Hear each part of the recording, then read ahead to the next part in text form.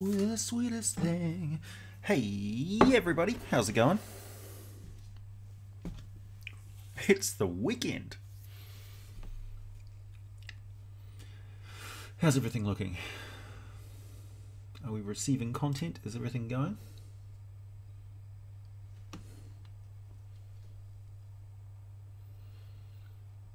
Is everything tickety-boo? Looks like everything's going. Just pop out the chat.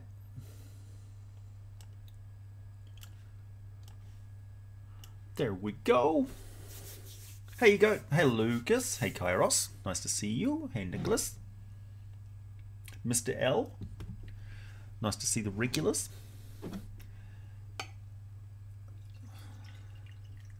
Hey, Zephyr. Good morning. It is the first day of daylight savings in New Zealand. I've got weird stuff floating in my coffee cup. What the hell? Bugs or some such. Yeah, it's the first day of daylight savings here today, so it's actually an hour later in the day for me over here. So I've already had a hearty breakfast. So this is technically lunch cheese. Morning, Sinsu. Dragon Slayer. Ah, yeah, Dragon Slayer is awesome. I do suggest you watch that. It's the same coffee I had last time, except I've got a little bit of Irish cream in this one. This is still Robert Harris blend. Cat Jack, you are right on time. This is the very start of it. Hey, Stardust, how's it going? Josh? Good morning. Well, good afternoon here. It's now 12 in the afternoon. So this is, it's a Castello cheese, which is notoriously quite strong cheeses. This one is listed as a 5 on the strength scale, which goes up to 6. And it is called Mellow Black. So it's technically it's a black cheese. It's not a blue cheese. It's a black cheese. And it is sealed up. This Castello cheese is a product of, let's see, maturing culture. So it's imported to New Zealand from Australia. Really? It's Australian cheese? Possibly. Meadowsbank, Australia. Oh, it's made in Denmark. So this is Danish cheese. Thank you, Danes. Castello, we've always pioneered at Castello ever since our early days of our very first master cheesemakers. Never content with the ordinary, we've explored with a passion for over a century, blending skill and imagination to creatively craft our range of greater tasting cheeses. Each one is a unique taste sensation to discover, indulgent little moments to make the everyday extraordinary. Well, I found Castello to be a little bit hit and miss, but this one looks positively evil. Oh dear God. Ooh. So this one's all but crawling. Strong cheeses, yeah. Look at that. How evil does that look? So it looks like, because the mold is added in separately, and it looks like it's pierced in and injected. You've seen it in Denmark? Hey, Dr. Zero. Good. So I'm about to try some. I've never tried this brand of cheese before. Well, this particular type of cheese. I have tried the Castello before. Cheese grommet. So here we go. Cutting into a right mouldy bit here. This is like 50% mold, this cheese. So here we go. Wish me luck.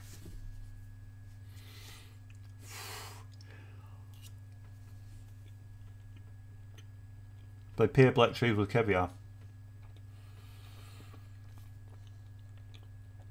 Oh.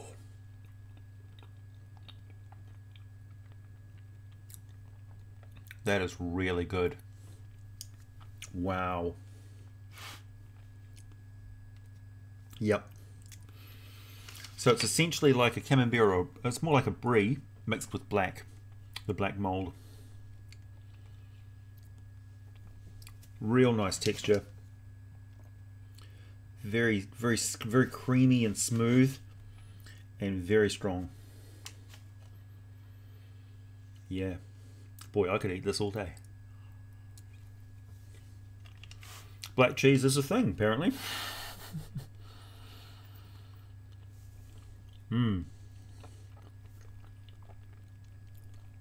I imagine they serve this in Cormier along with their black beer. Black beer, black cheese. It would go very well with a stout, actually. I think. A nice room temperature stout.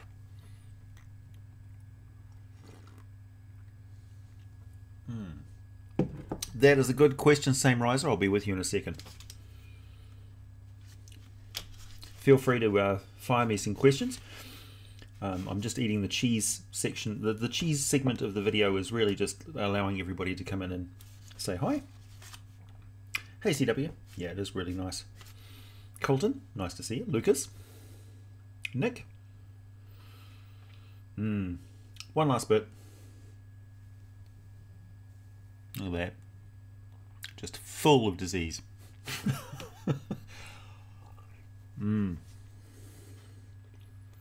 S'mores? No.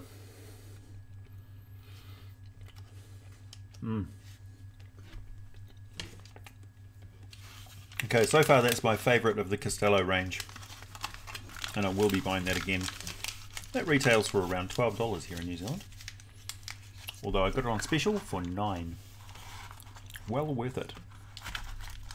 Very nice. I've got another Castello cheese, which is a truffle cheese. I'm not cultured in truffles, so I don't really know why truffles are so good. I think they're a little bit overrated.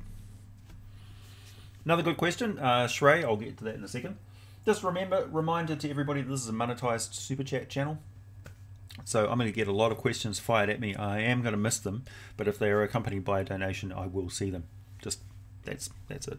Also, traditionally, if I get a lot of donations, I extend the time of the live stream so that I can answer as many questions as possible. Hey Nicholas. Okay, so the first question was, can vampires in the Forgotten Realms eat real foods to masquerade as human? So vampires don't really stand up to close examination in the Forgotten Realms. In Dungeons and Dragons, vampires are dead, so they're corpses. They don't look like living things, and they don't have body temperature. They don't have a heartbeat, a pulse. Their eyes look weird. They don't look human upon close examination. So if you're at a dinner party and you're sitting across from a vampire, it's a vampire. There's no mistaking the fact that you're looking at a vampire. Which makes it tricky for them to get invited into buildings and things because they look monstrous. As time has gone on, popular culture has moved away from that to the idea of a more human-looking vampire that can masquerade as human and can eat human food and stuff. But in actual fact, a vampire is dead. It has no digestive process whatsoever. Its insides are decayed. It's basically a bag that collects blood. And it becomes a reservoir of dead blood inside itself. It doesn't have a metabolism, so to speak. It's an undead metabolism, so it works on negative energy. So it works almost in reverse. So they can eat food, but it doesn't go anywhere, and eventually they'll puke it up. So that's a popular sort of thing. Hey William, yeah you did. I'm live. So they will. They can eat. Yes, I have made cheese. I've got a cheese making kit out in my living room right now. So they can eat food temporarily for a very short period of time before it makes them feel very sick. And then they'll puke it back up again, along with quite a bit of blood. Second question was, first you couldn't tell if it was disdain or delight. Oh, it's definitely delight.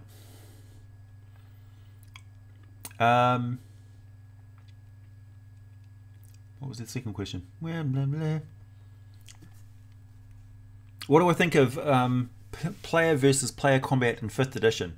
Same thing I think about player versus player combat in any edition aside from Frostborn, the miniatures games, right? Which is supposed to be combat against two players fighting against each other. And that's where you should restrict your player versus player stuff. Obviously, it's not up to me. I don't have any personal opinion on what your games are. And I'll maintain that forever. That don't ask me advice on how to run your game. You should run your game the way that you want to. If you don't like playing player versus player games, then don't play them. And if you don't want to run a player versus player game and your players insist that you must, tell them, look, no, I don't enjoy that. I don't want to do that. That's counter to me telling my stories and things like that. I don't enjoy it. If you want to just fight players versus each other, then go off somewhere and roll the dice yourself. You don't need a DM as an arbiter to do a player versus player game. People can do that by themselves. So you don't actually need a dungeon master to do a player versus player game. You just fight in an arena, because the story obviously doesn't matter. So just do whatever you want to do. Crunch the numbers. But if you want to play a story, then player versus player doesn't really work very well in that sort of situation. Unless you've got a DM who can run multiple situations, but that by definition is splitting the party. So it doesn't really work very well. And I've very rarely seen it work very well. And even in evil games, they've usually got something that they're working against collectively. So playing an evil character game is no excuse for player versus player as well. It's just poor role-playing. And it's not really in the spirit of role-playing per se. That's my own personal opinion in my games. You may want to do it completely differently, in which case, yeah, I don't have an opinion on your games or your gaming experience. Right, next question was, yeah, you made it to the cheese part of the stream. The cheese part of the stream is now over. How would I handle a prismatic half-dragon PC's breath weapon? First of all, prismatic dragons have no more interest in breeding with mortal humanoid creatures than I would have breeding with a housefly. We are sub-creatures to them. They even look at other dragons as lower forms of life compared to them, and they're right. So they are too overpowered to really make. If you wanted to come up with a player character pie in the sky, your DM was said, do anything, we're playing a game where we're going to be fighting gods, and make any sort of high-powered character you want, then sure, play a prismatic half-dragon. They would be giant in size, so they would start off large and grow to huge. So basically they would be looking at breeding with, you'd be a half-dragon, half-giant, for instance, or a half-dragon, half... yeah, something pretty big, something mega that's got a capacity to handle elemental power already. So giants can do that. They've got an elemental nature. So they can handle the sheer amount of prismatic dragon power which is going to be coursing through their veins. Otherwise it will literally just burn out their mortal self. And that breath weapon is a form of destructive energy. So essentially it's like the disintegration ray of a beholder, and I would run it exactly the same as that. Yeah, so there you go. They're going to be damn formidable, that's for sure. And also spectacular looking, and have an attitude to match. So very charismatic, yeah, powerful. Right, William, you have asked, pardon my ignorance, but what is a LeShay? Good question. So I've been meaning to get around to making a video on the creator races, and the LeShay are the Fae creator race, or the rumoured creator race of the Fae. So it kind of runs into a problem with 5th edition, because Jeremy Crawford, as I hinted at in one of my other videos, he's got kind of an elven agenda going on, where he's selectively cherry-picked certain things from the folklore of the elves as it pertains to the Forgotten Realms. So the creation myth of Corellon and them being sort of spirits, and then elves being offshoots of those spirits and things. Yeah, nah, not really. So that's one way of interpreting it, I suppose. But codifying it into lore without sort of really having a lot of corroborating evidence is almost as much of a departure from the traditional lore as 4th edition, really. So 5th edition is skirting dangerously close to 4th edition's just ignoring the lore and just rewriting stuff willy-nilly. So Chris Perkins and Mike Mills, I would have hoped would have learned a bit of a lesson there. And I feel like, I think a lot of people feel like a lot of gender politics and things like that have edged their way into particularly the elven folklore. or the elven thing, but particularly those who've had a lot of objections and things, or discussion around Mordenkainen's Tome of Foes. And I think it's fine. Like elven lore for me is by the book Forgotten Realms. So the LeShay are definitely a part of that. They create a race that brought the Fae to Toril in the first place, and so they're an alien presence, very much like the dragons are an alien presence that have come over to that world, just like the orcs are an alien presence that have come to that world. They are not native to Toril. They've been there so long that they've become naturalized, the elven people, but they are not native to Toril. Humans are, and halflings are, and dwarves are, and gnomes are, because they were either created and put there, or they've been there all along. Humans have been a part of the Forgotten Realms for a very, very long time, even back in the Age of Thunder. So they are around, you know, in a very primitive form while the creator races were there. So the LeShay look kind of elven. They look like they're completely pale, except for their eyes, which are completely black. They are immortal, so they do not die unless they are killed through violence. And they are very magical. So, and they also don't have pointy ears. So they don't, at first glance, you may mistake them for a white-skinned drow or some sort of a silver elf or something like that. Or you might just mistake them for a human which is affected by albinism. But they are not. They are not that at all. They are not human. They're not exactly elven either. They are a Fae creator race. They are extremely powerful. So they're like the titans of elven kind. And they have been around for the entire history of the elven people. And a few, possibly, LeShay, although they're only mentioned here and there, have witnessed pivotal moments in elven in the history of empires. So they watched Netheril rise and fall, and they were involved in the periphery with world-shaking events, but they never really have any vested interest in making themselves known. They've never had an interest in being an empire or being rulers or controlling the world. They just manipulated events, and I think in many ways the very early elves, the most dominant elves in the very early days of Toril, were the Dark Elves, the Eleutheri and the Miar... What's the other one? Eleutheri and the... starts with an M. So the Dark Elves, before they were Drow, were one of the more dominant racial groups of the Drow of the Elven society, and it was they who paired up with dragons in the first place. When dragons first arrived on Toril and basically took out the one of the other creator races, which is the avian creator race, who are kind of half bird, half reptile in the first place, and they took out them, and then the dragons threatened the giants. And elves saw it as an opportunity to get rid of the giants, who were long-time oppressors of all the smaller folk, and saw that the dragons were actually a great opportunity to take out one threat and empower themselves at the same time. But elves being elves, they brought themselves down, and it was at the same time that the elven gods were essentially fighting amongst themselves, and Loth was created through acts of treachery, and she was the god of the Dark Elves, and so they got pulled down with her.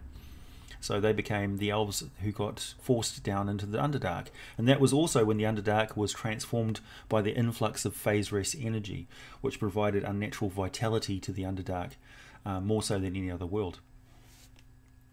So there you go. And who knows? And yeah, so infected with Elvenism. So the elves have got a very complicated early history, and the LeShay are definitely a part of it. And ignoring the LeShay, as they seem to have done in 5th edition, is a great disservice to that lore, and also really throws out a really good case of like ancient elven mystery, like who are the LeShay, and the fact that these creator races could still be around, and they could have also been transformed over the millennia into other different species, much like the Batrachi, the creators of amphibian kind, so bullywugs and frog people and that sort of stuff, turned into the Slard.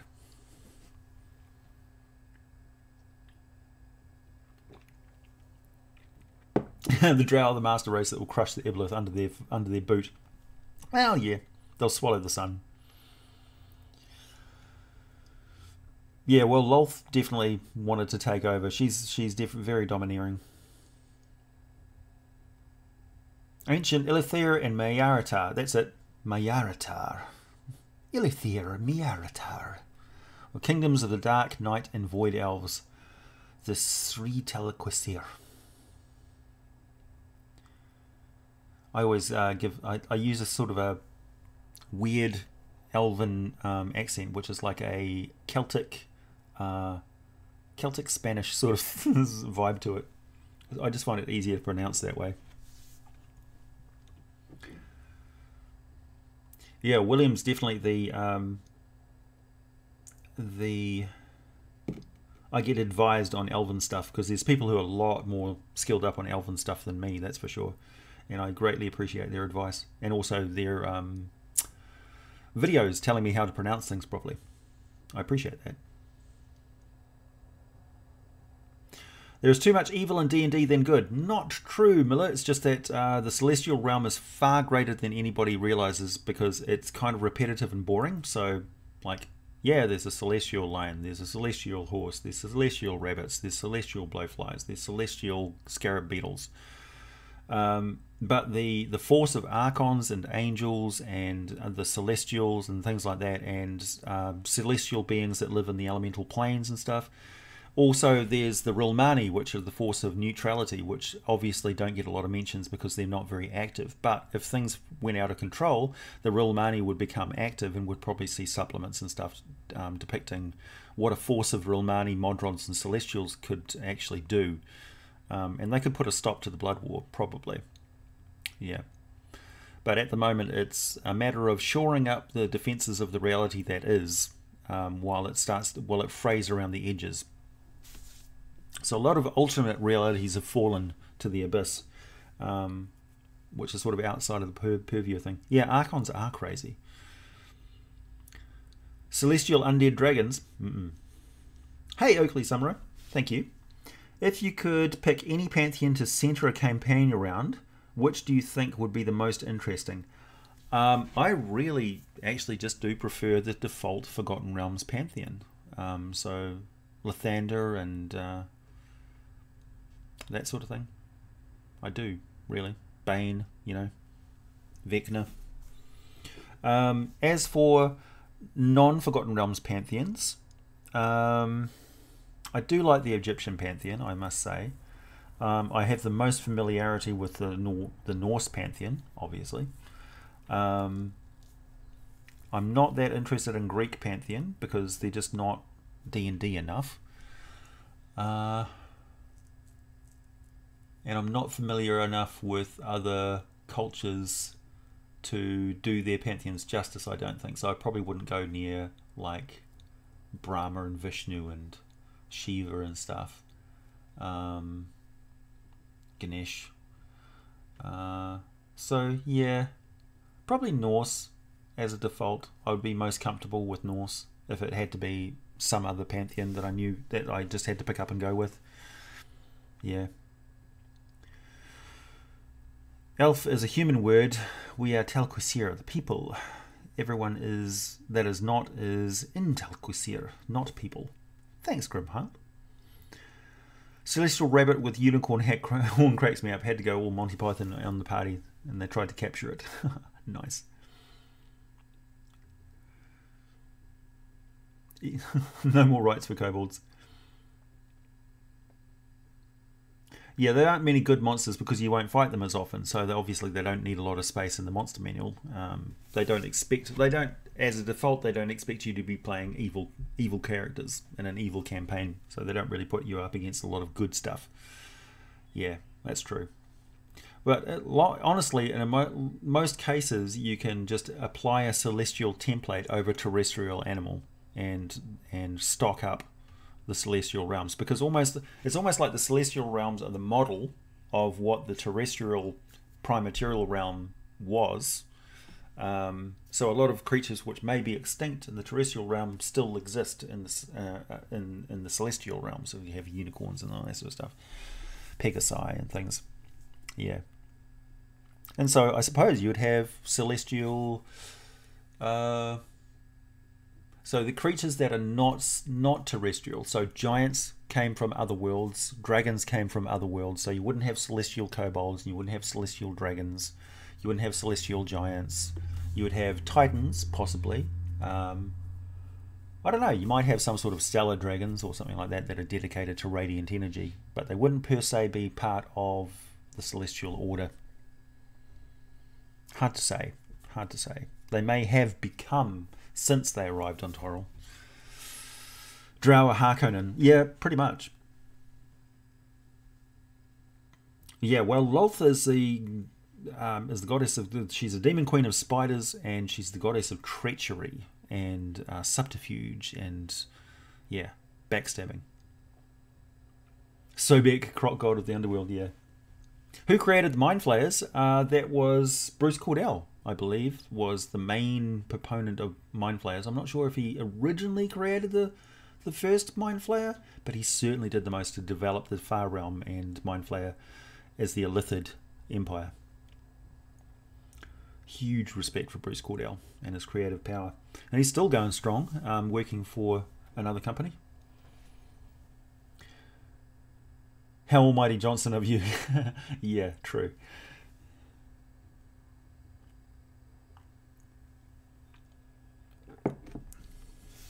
That's definitely a dog. Hey, Pancho.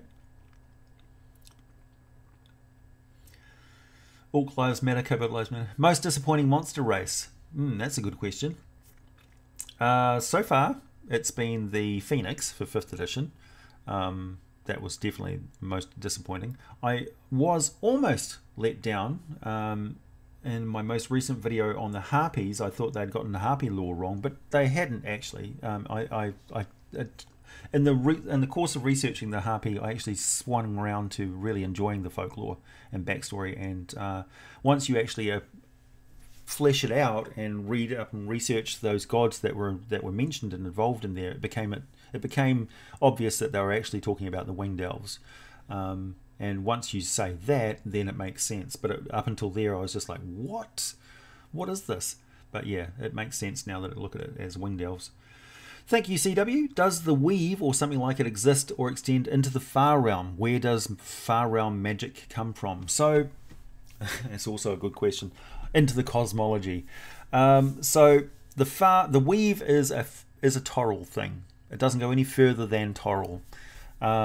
You could say that it's a goddess has controlled the forces of light and darkness, literally the force, the light side and the dark side of the force, and she's codified it and created a feng shui weave out of it that you pull the strings of it, and it allows manipulation of the weave without damaging the natural environment. So it's robust enough to provide the vitality and life of the world without magic users disrupting and pulling life and destroying life like they did on Athos or they do on Kryn when the gods are not there. So magic is allowed to function and doesn't harm the world while the weave is there. But that doesn't extend to the Far Realm. The Far Realm is alternate dimensions, so alternate universes, parallel universes where different events occurred very, very early on, where entirely different laws of physics developed from the Big Bang sort of thing. So gravity is different, space is different, time is different. The laws that govern normal reality are warped and twisted. They're normalized in the various realms of the Far Realm, and that represents a sandwich, a smorgasbord of different realities that quite often blend with each other because the laws governing the separation of time and space are different with those two. So sometimes they bleed into each other. Like you can literally move 3 feet and be in a different dimension in the Far Realm. It's chaotic. It's crazy. It doesn't make any sense. So obviously the rules of order and law and stuff like the weave is very orderly and it's very divine, and it doesn't apply to the Far Realm. The Far Realm has long been a place where psychic influence has been a part of it. So where a creature can exist as an energy state across multiple dimensions and things. So it's almost like there's a mix-up of divine stuff and mundane stuff and elemental stuff in the Far Realm. It's a crazy, chaotic environment.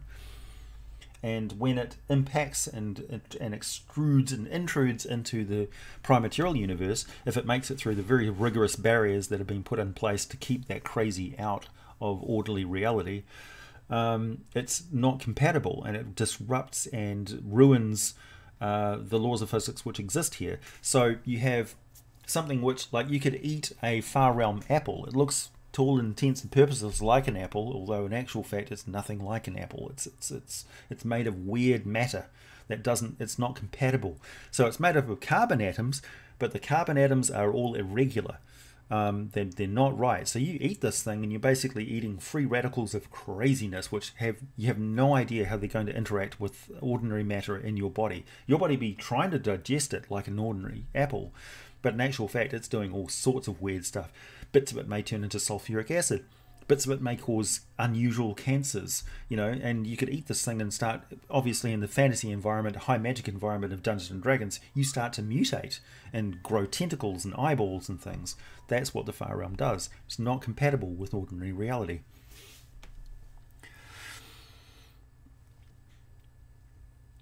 I hope that answers your question.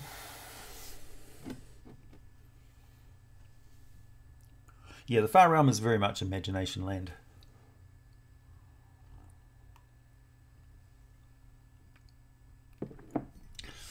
Thanks, Drew Yates. What is the discord between the giant and dragon races, and has there ever been a case where they joined forces? In the early days, they may well have joined forces when, because earlier on the world was kind of ruled over by one of the creator races. The last empire of creator races was the Aerie, and after that the dragons sort of took over and it turned into an age of dragons. So the Aerie were a creator race of all of the winged folk, so Aarakocra and that sort of thing. And they ruled the roost, so to speak, of Toril at the time. And the dragons, when they arrived, pretty much went to, it's like they were arriving in prison and picked the biggest, strongest inmate and just beat the crap out of them. So that was the first dragon flight, was a big horde of red dragons that flew and basically took out the Aerie. And they slowly but surely dismantled the empire of the Aerie and burned their places, burnt them to the ground, torched everything. So there's very little actually left over from the Aerie, and we barely even know what they looked like. The destruction of their civilization was so total. The giants were around to witness this, and their empire of Astoria stretched all the way across the supercontinent of Toril. That was before it got shattered by the elves, so they didn't really appreciate Toril getting turned into a bunch of places, not just one big Gondwana land supercontinent.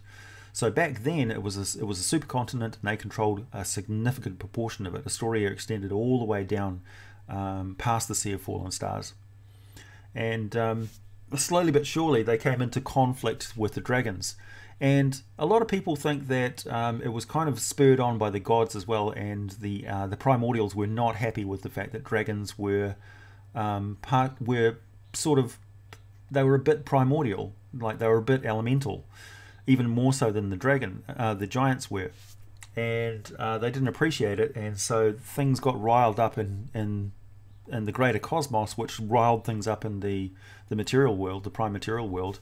And pretty soon the dragons and the giants were at each other's throats. Let's not forget, also mentioning before, that the elves allied themselves with the dragons. Well, the elves' vested interest was getting these guys at each other's throat. They needed to clear the way of these giant creatures so that they could enjoy some semblance of independence and enjoy their life without looking constantly to the skies for giant humanoids and dragons raining fire down on them.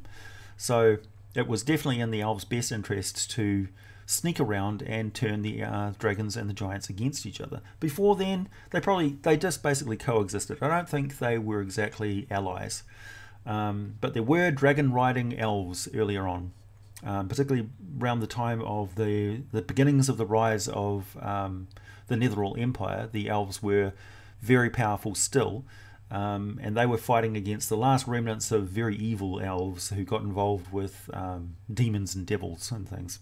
That was the Gold Elves. The Gold Elves did all sorts of nasty shit. So, yeah, but the Elves basically brought themselves low through civil war. Nobody really destroyed the Elven Empire aside from Elves themselves. Elves are inherently pretty chaotic, yeah, they are.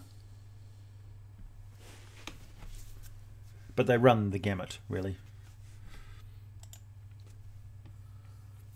Elves are a bit, yeah, elves are jerks, really. They can be. It's just a matter of power corrupted them.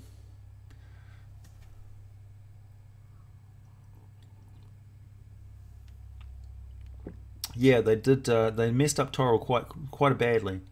Like, they cast a spell which shattered the continent by trying to bring a piece of heaven to them. We're not going to heaven when we die. No, we're going to bring it to us now. So they tried to bring heaven to them, and it destroyed their continent, it ripped their continent apart and killed millions of their own people. Not only that, but it echoed through time and ruined bits of the future as well. The Sundering. The elves were just defending themselves. They did nothing wrong. Well, and now, I mean, we can't put ourselves in their situation, obviously.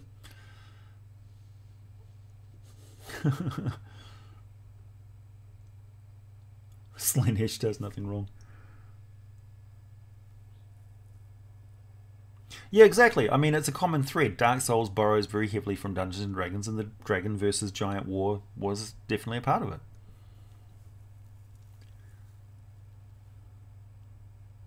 Exactly.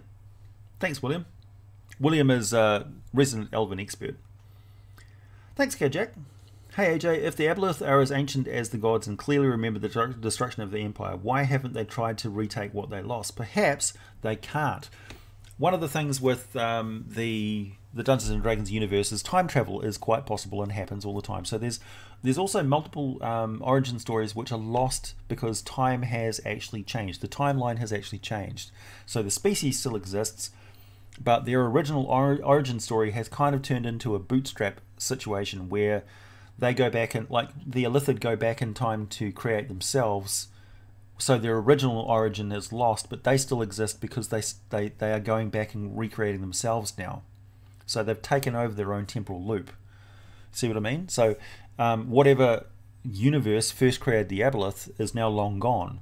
And they remember it because they remember everything, but they're no longer a part of their original reality, if that makes any sense.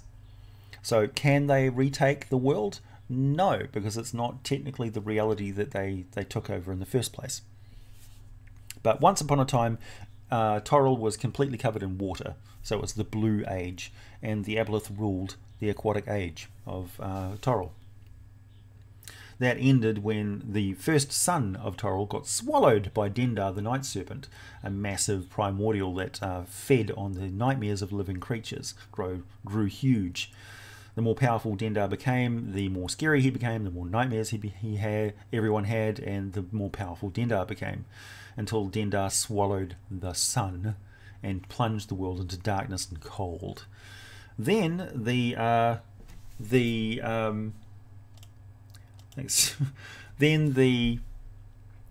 world had to be saved by them creating a new sun. As a result, with this new sun, the space inside the sphere of Toril, if you are playing a sort of a planescape setting, realm space is warmer than normal because it's had two new suns in it, which is interesting. So, you know, you can fly around in space wearing a crop top in realm space because it's warmer than normal. Tropical space. Would elves taste different to a vampire than to humans? Yes. That there's lots of folklore which says yes, they do.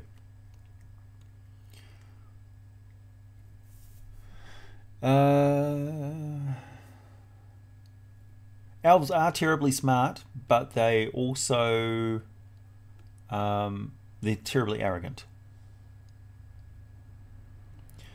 Yeah, right, because the Dragon Rage mythal, the Avarials fell victim to the Elven Rage very quickly. So the dragons took out any other flying creatures with great prejudice, because the dragons went crazy aggressive. No, I'd call you an expert. You're not annoying. Maybe the elves just like to get bent over a bit. Exactly.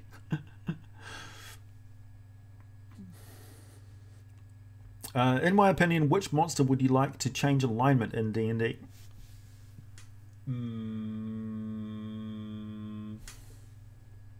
I would like there to be a good aligned chromatic dragon, and I choose blue dragons for that.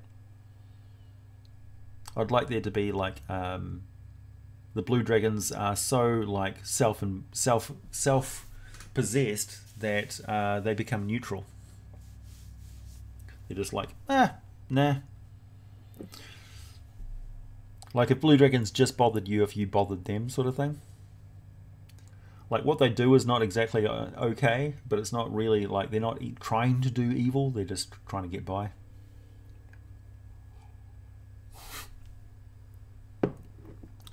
Thanks, Emiliano.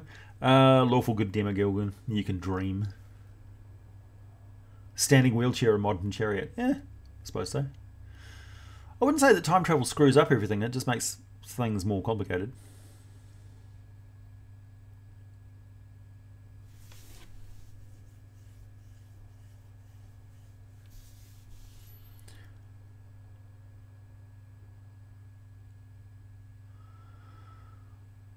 I seem to have missed something about Miller Diamond there. Dragons are bullies, it's true. So are elves when they get the chance.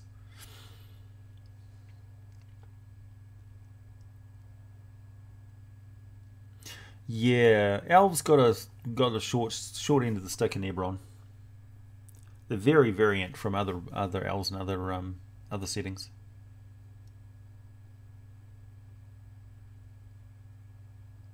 Is there a way to turn a chromatic dragon to a more good aligned? Yes, just decide it is so and create it in your game. You don't need a lore reason to do that. I mean, nowhere does it say that every single black dragon is chaotic evil. It just says that the vast majority of them are. So metallic dragons are on the whole good, lawful. Chromatic dragons are on the whole chaotic, evil. But there is a speckling of spectrum in between. You can come across some very aggressive, authoritarian and evil-seeming gold dragons, for instance, who will kill people who are out of line with their point of view. Plush bugbears. Yeah, like a blue dragon that is lawful evil, as long as everybody's obeying its rules, it could be actually quite a good leader. Because it's not going to kill you for no reason. And it will make its reasons known. Or other people who serve the blue dragon will make the blue dragon's rules known to you because they don't want that blue dragon getting angry. So it is possible to have a kingdom or something like that which is ruled by a relatively benevolent blue dragon that has authoritarian rules. It's a dictatorship for sure, but it's a reasonably enlightened one as long as everybody toes the line. If you don't toe the line, then you'll be killed by the population itself, who are exacting the dragon's law on you because they don't want the dragon to react, because there will be wanton destruction, and the dragon will be very angry for a long time. So yeah.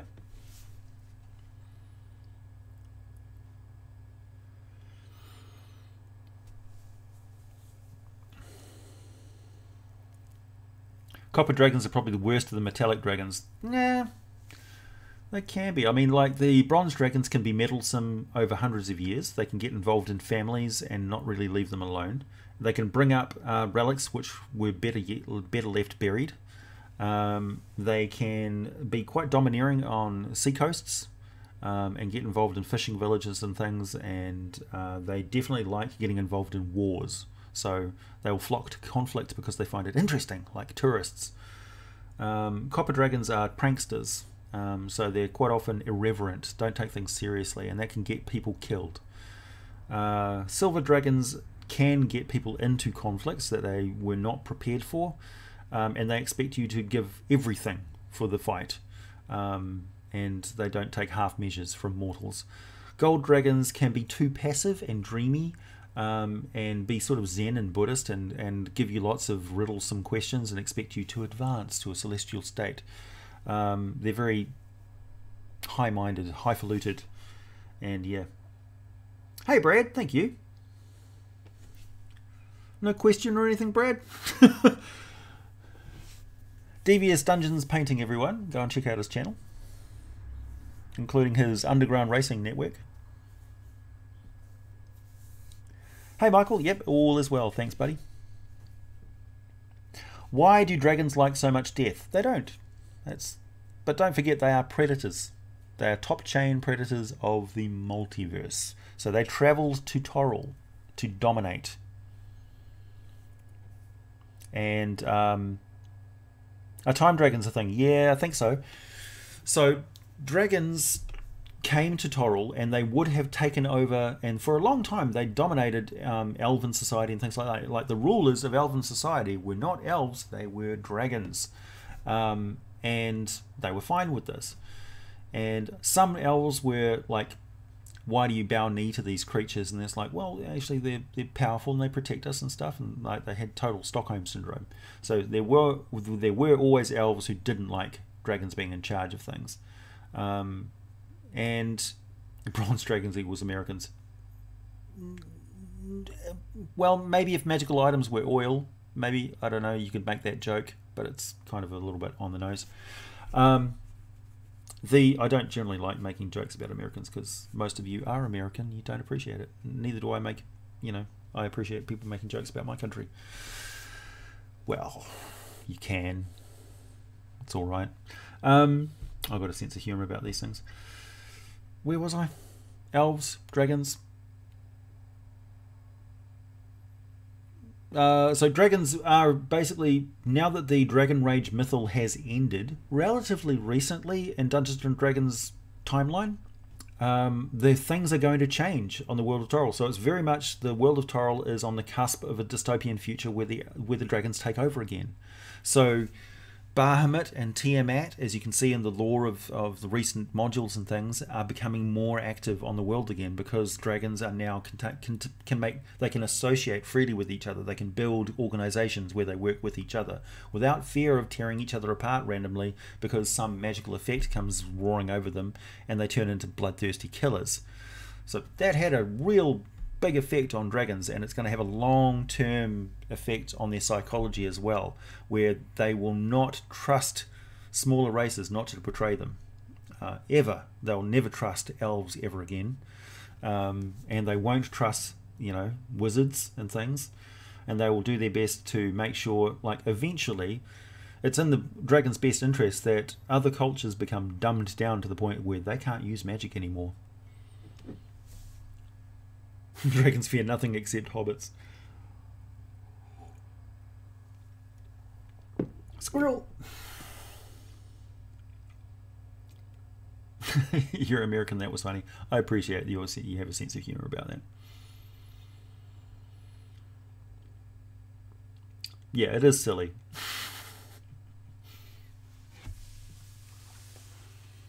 Without Asmodeus, I think the Blood Bowl would probably end. It's in the best interest for the demons to carry on fighting because they thrive on conflict. That makes them grow. So in a way, Asmodeus is both distracting he's gathering power for himself. Asmodeus wants to be a god. He always has, and he's found a loophole that allows him to collect divine energy through the will of mortal souls. That's the only way he can do it. Otherwise, he's blocked from divine power. Like AO will never let him be a god. So he's trying to shoestring his way into doing it himself. Would a dragon keep a dragon slaying weapon or be afraid of it? Really, it's in the best interest of the dragon to keep the dragon slaying weapon as close to themselves as possible. But therein lies the adventure, of course. If you discover that the dragon has a dragon slaying weapon, obviously you're going to try and grab it and use it against the dragon. There's something of a cathartic lesson there about gun ownership. I want to keep this thing which can kill people close to me. Yeah. I mean, If there were lots and lots of dragon slaying weapons everywhere, then I suppose that would be a thing. Like, I got to use the dragon slaying weapon because the dragon that's coming into my door may have a dragon slaying weapon of their own. But if there's only 1 or 2 dragon slaying weapons, you would want to bury them underneath a volcano somewhere and have nothing to do with them. And anybody who knows the whereabouts of the dragon slaying weapon, kill them all first. So it's in their best interest that they're forgotten forever. And there are a lot of vaults of giants and things where powerful weapons and creatures that were created for killing dragons specifically rest. And they got put there, like Vonenheim.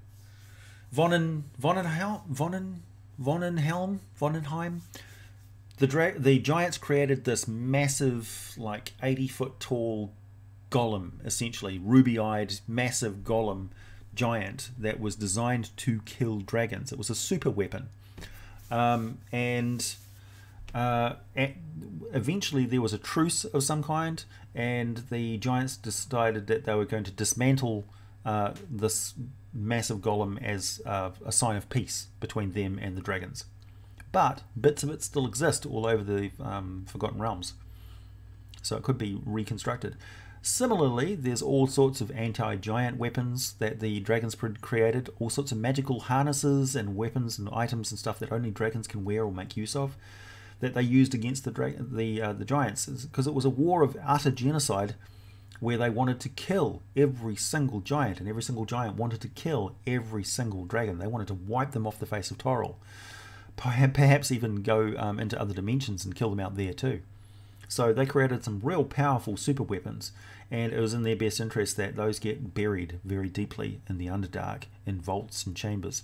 So one thing I had in one of my games was the giants had a vault which could only be accessed if the recently severed heads of every different type of dragon were put in these specific sconces, which then opened up the vault. So for a culture that was regularly killing dragons, that wasn't so hard of a key to procure. But in the modern age, of course, a bunch of mortal adventurers who want to get their hands on dragon-slaying items of massive power, they would have to kill one of every type of dragon, an adult of every type of different dragon, in order to open up that vault to get more. So by the time they've done that, they're already so good at killing dragons that they're dead. So there's all sorts of vaults like that. It's a bit of a catch-22. Stardust Soul, have you ever DM'd for deaf, hard of hearing, or mute persons? Well, actually, yes and no. But also I don't really want to talk about people's disabilities without discussing it with them first. I don't want to talk about it publicly. But yeah, to some extent. Not in that specific, like, those hard categories, but yeah, people with disabilities, yeah, for sure. More like a devil with godlike powers, yeah. Golem's easy name, Titan of Death, yeah. Cybriex, yeah, the Cybriex pretty nasty.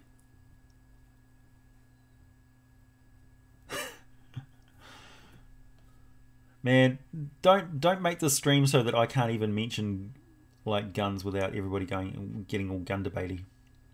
Let's not be those people. Steam tanks would be cool. Yeah, I mean, it's fairly easy to make some sort of steam technology in D&D. You've got items and things which can create a lot of heat. So yeah.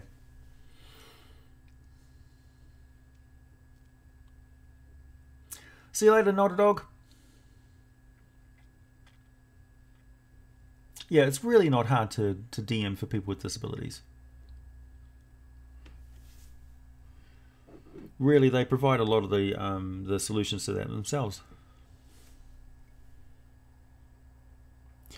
Ooh, that's a good question, Sinsu. Yeah, 5th edition is definitely leading up to a Council of Worms type situation. Like, I think they need to further address the fact that the Dragon Rage mythal hasn't come back. And that is a major cause for concern for all life on Toril.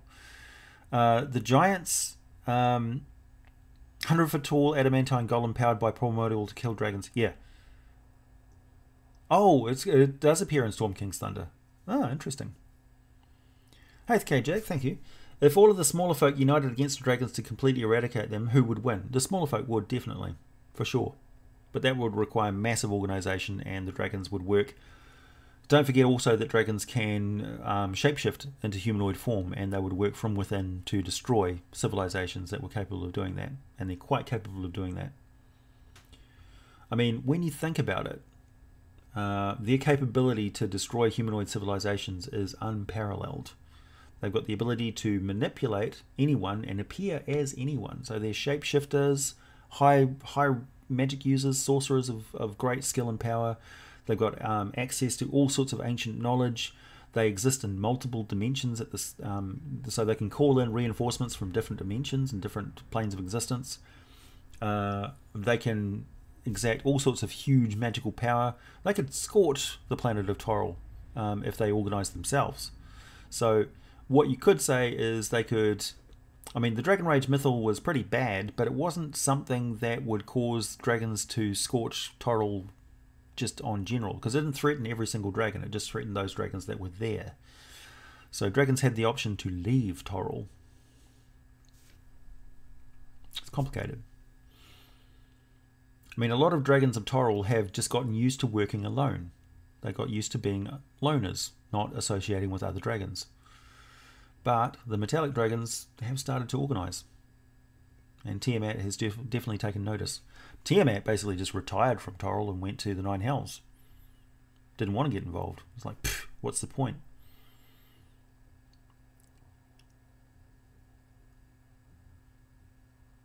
Oh, well, you write notes all the time, Stardust, anyway. Doesn't matter. You still write notes at the game table all the time.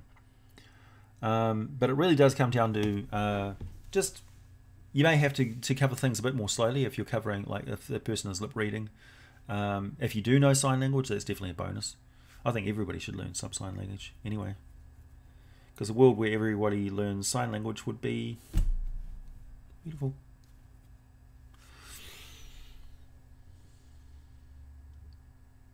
Also, we'd be able to communicate without yelling at each other right next to strangers. Oh, I hate it when people do that.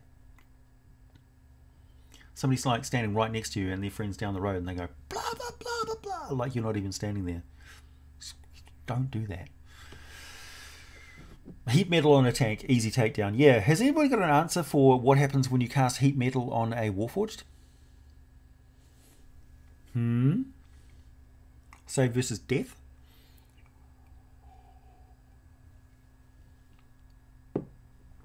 Yeah, like the metallic dragons in theory can work together and organize. They definitely have a hierarchy. Chromatic dragons can work together if they've got a vested interest, a mutual vested interest. But yeah, they all steal each other's hordes if they have to. There's kind of like there's some unspoken rules with dragons, I think, regarding hordes. Lucas, what did you ask? Sorry, did I miss it?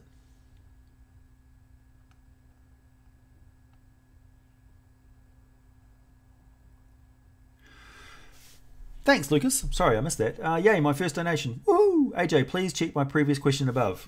That's cheating. Hang on, where is it?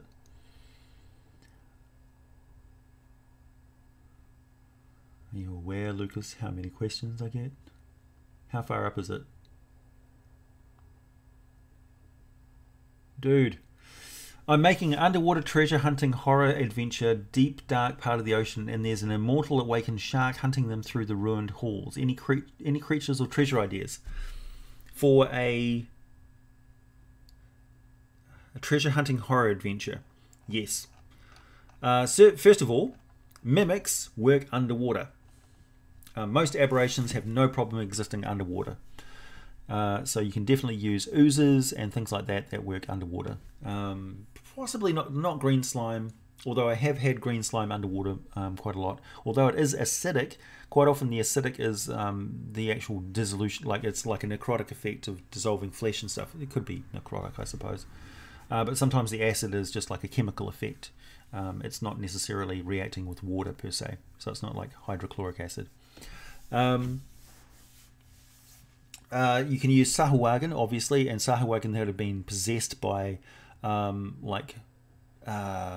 cordyceps. What's that fungus? Is it cordyceps fungus? I don't know. The fungus that takes over your brain. How large can mimics get? They can get castle sized. Huge. Massive. Gargantuan. Green slime underwater wouldn't be invisible, but a gelatinous cube would be. So you can use gelatinous cubes underwater too. And they can float. Fantastic. In fact, they may actually be gelatinous spheres. So they look like bubbles. So you could have baby gelatinous spheres that look like a string of bubbles coming at you, but in actual fact you're getting pockmarked with like little magic missile sized acid balls that start to cluster around you. Try and get these things off. So we'll continue on with the that sort of thing. Giant crabs, underwater crewthick. So you can have versions of all the aquatic versions of all the demi-human races that live under the water as well. So you can have aquatic dwarves, you can have aquatic gnomes, obviously sea elves, merfolk, sahuagin, kotoa. You could have a aquatic version of the frog people, like the bullywug, use them as a template. Obviously you've got kraken. You can have creatures which are possessed by aboleth, and perhaps even things which are mind controlled by a kraken. You can have octopus people. You can have turtle, who are fully aquatic turtles. That sort of thing. Settle an old debate. If you true polymorph into an adult bronze dragon, do you retain your spellcasting ability if you use the dragon's ability to polymorph into a human? Yes, you do. You do. You do.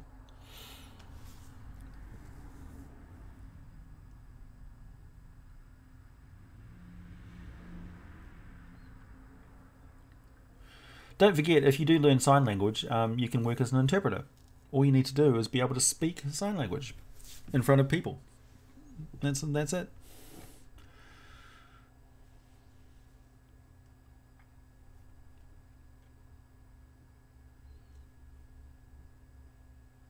Thanks, Michael. You never lose your spellcasting ability when polymorphing.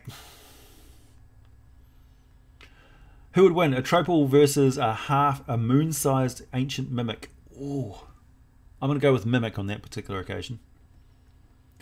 Because the mimic would slowly but surely engulf the entirety of a tropal, who isn't actually moon-sized, it's moonish sized, and smother him with goo. The mimic would die in the same process, but it would take a long time for the mimic to die. How do mimics get as large as a house? It's very unusual. Normally they would divide down to smaller sizes, I suppose. But it hasn't really been determined exactly what the method of reproduction of a mimic is, nor how long they live for. So, because we've got an example in, so there's the Monsters of Nentha Vale, for instance. That's a supplement for 4th edition. There was a mimic the size of a large structure, like a tower, that had these red ravens which flew around it. Sorry, spoilers.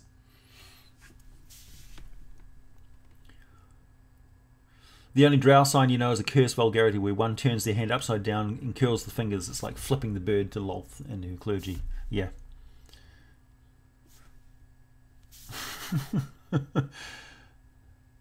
Drowned corpses that are undead but trapped beneath behind a cage, so they try to reach through the bars to grab you. Yeah, that's a good one.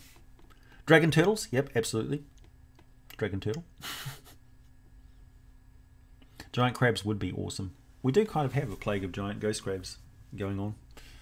Everybody should try and eat ghost crabs, because they're yeah. Crabs with rocket pods. How about crabs that fire squid? That bite chunks out of you. Like the crabs roll... walking around with like barnacles on its back, but they're actually cyst pods full of juvenile ravenous squid. And if you damage the giant crab, there's a chance that you'll crack open one of these cysts and you can get attacked by a swarm of baby squid, which take chunks out of your face. So almost like ablative armor that is damaging.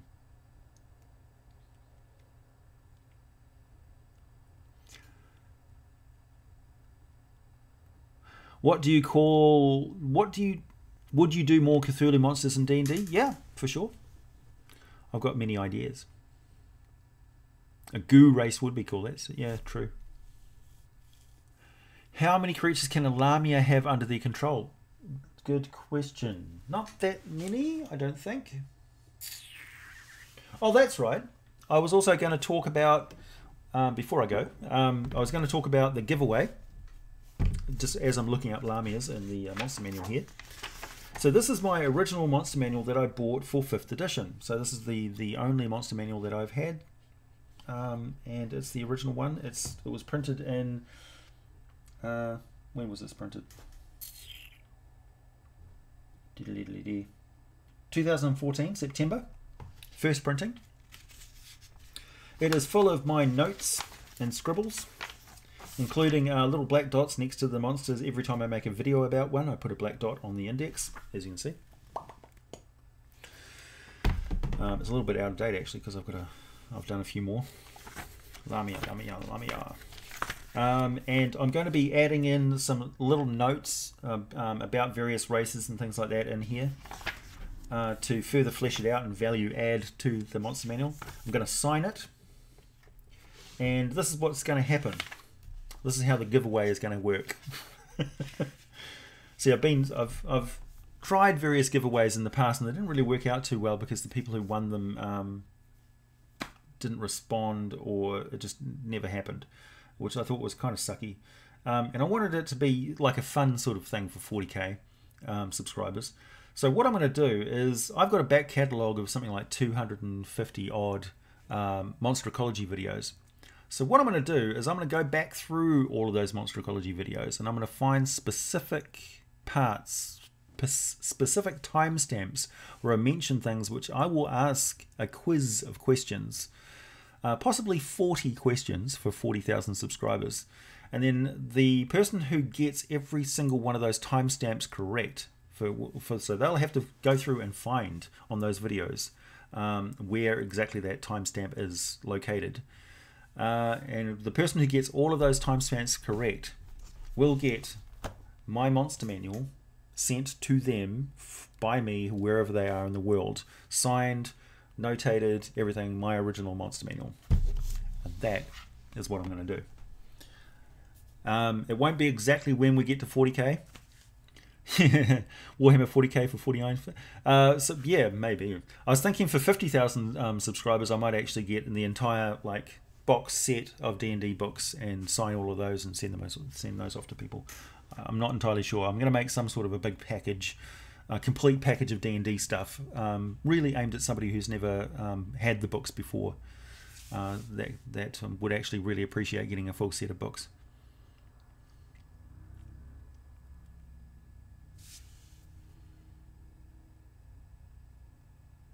Yeah, Guanadao is, that would be, yeah, Cleric of Guanadao.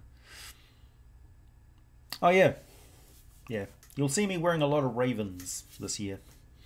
So Lamia.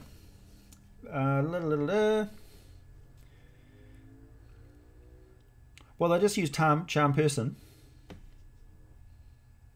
And with their intoxicating touch, the target is magically cursed for 1 hour. And until the curse ends, they've got disadvantage on wisdom saving throws and all ability checks. So essentially they're just limited to the same. Their magical control over people is limited to whatever spells they're using. So Charm Person spells, Suggestion, Gish.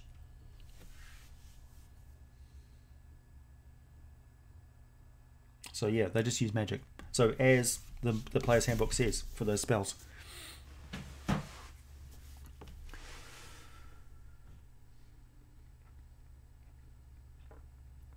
Challenge accepted. Yeah. Yeah, well, Tharizdun is very much tied into the bedrock of D&D. So you can't get rid of Tharizdun without destroying the realm space. Possibly even the prime material universe. He's unkillable. So the best they could do was trap him. That's all they could do. And the prison has to be a prison of illusion. So Tharizdun thinks that he's back in the prime material world. And that he got his way. Make a miniature with a glue stick for a gift. Could do that.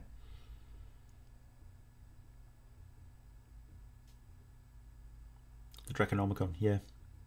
Yeah, there's Races of the Dragon, Draconomicon, Dragons of Faerun.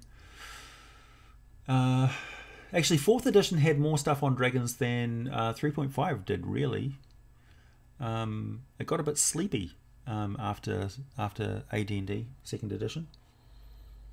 3rd edition, bit slack. And they started to expand things a bit.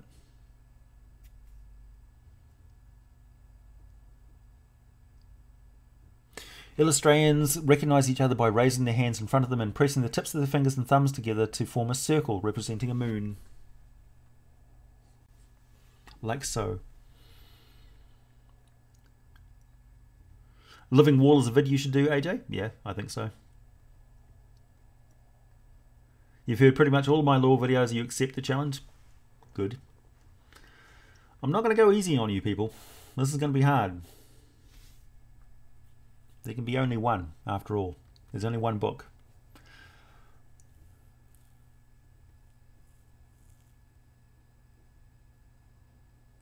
You still believe that Guanadaro is actually Tharistan seeping out of this eternal prison? Possibly.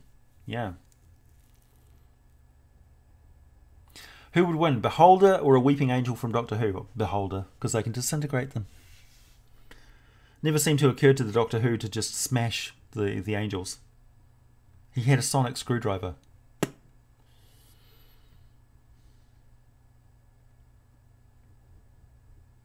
How often do I add or change the abilities of monsters I use in my games? Fairly often. Fairly often. Usually my rule of thumb is that if the... sorry, I shouldn't say rule of thumb. That's a problematic thing to say these days. My usual rule is that if they've never faced that monster before, I give it as is, as was intended in the monster manual. Unedited, unaltered. So that they get the full experience of using that, of going up against that monster in its classic form. From then on, sky's the limit. Can be anything. You're still waiting for the giant space hamster video.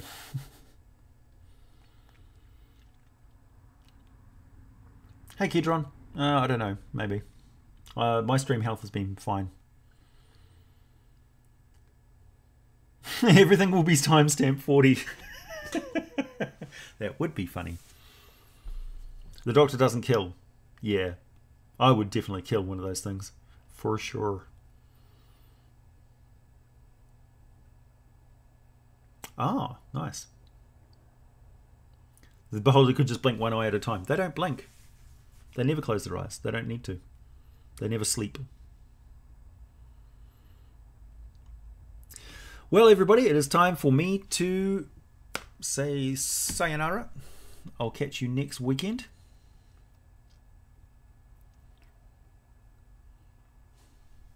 Who would win? 1000 Ancient Dragons Epic counts as 2 versus the Moon Mimic. 1000 Ancient Dragons. For sure. No, I haven't played Shadowrun, ever. I've been told to. I'm pretty good at cyberpunk stuff. Like, imagining cyberpunk. Hey AJ, if Tiamat... Hey KJ, thank you very much for all your donations today. Hey KJ, if AJ... Hey AJ, if Tiamat polymorphed into a humanoid form, would she have multiple heads with one personality or one head with multiple personalities? First of all, Tiamat doesn't have multiple personalities. The different heads are just that. They're just part of the same conglomerations. She would be Takesis, so she'd be a dark-haired woman, very beautiful, because that is the form that she takes when, like, for instance, Takesis was the form that she took on the world of Kryn. So Tiamat was Takesis. That's her alternate humanoid form. And she has one personality. In the Spelljamming campaign, is there a crystal sphere for Ravenloft, or does it exist somewhere else completely different? Yeah, it's a demi-realm within, like, the... what is it? It's a demi-realm of Limbo, or the Ethereal, or the Shadowfell, or some such. Yeah, it's a distinct pocket dimension. It's not a realm. Alright, catch you later, everybody.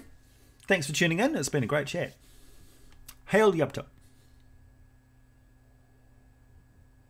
I know. I've never played Shadowrun. Inconceivable.